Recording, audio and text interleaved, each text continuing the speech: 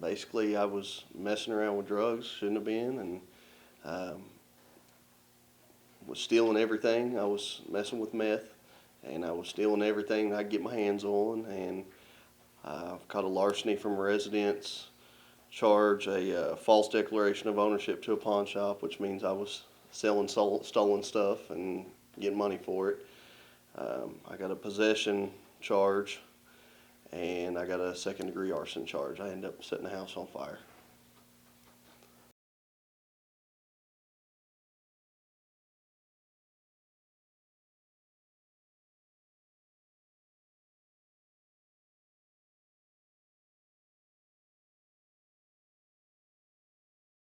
One of the best things happened to me, really, is as bad as it sounds, it's more of a blessing than a curse. It straightened me out. It's slowed my roll, which was what I needed.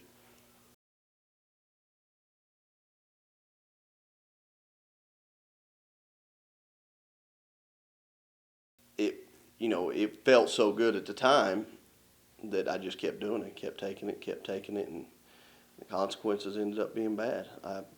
You don't use your brain. You're trying to keep getting high, like I said, and you'll do anything to keep getting high. I stole $1,000 from my uncle. He gave me a job working at a racetrack with him, and I snuck in and stole $1,000 from him. And once I got clean and sobered up, I ended up paying him his money back. But that put a big void in our family whenever I did that. Our family used to be very, very close, and it kind of tore our family apart, me doing that stuff.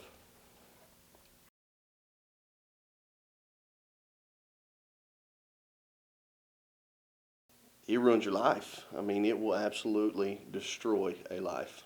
Not only not only your life, but everybody's around you that is close to you, your family, especially if you got kids.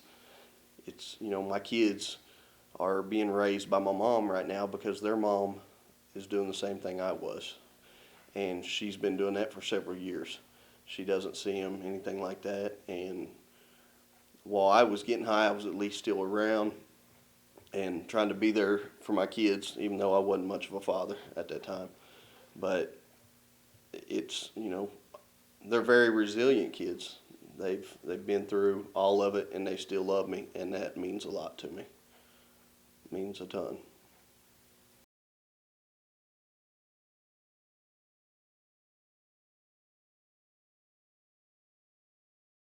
I finally come to my agreement with myself that once I get out, not to let the past be the past, not to dwell on it, not to try to make up for it, because I'll never ever be able to make up for the time that I lost with them, but to just give them that much extra from here on.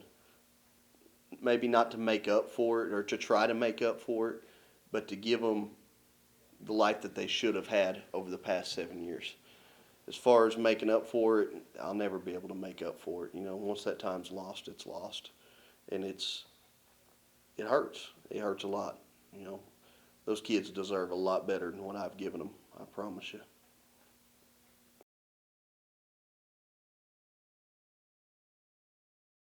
And one of the hardest things I've had to do um, is sit down and tell her all the things that I've stolen from her and the things that I've done over the years while I was high.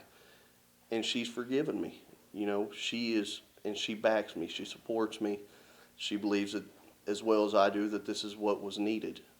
As much as we hate it, this is what was needed to get my head right, to come back to be the father that I've supposed to being, and to raise my kids and be a productive member of society that I hadn't been for about 7 years now, 7, 8 years.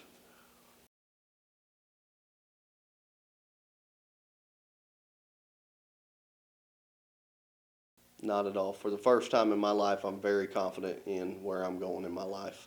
Um, I don't have the urges that I did before. Um, I'm not weak like I was before, and that's how I look at it. It's a weakness. It's an addiction, don't get me wrong, but it's a weakness as well.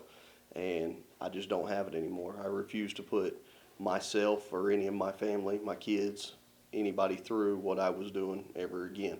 I want to be a testament not only to my kids, but to kids growing up, anybody that I can be, of the effects of the drugs, the living that lifestyle, and the things that come with it.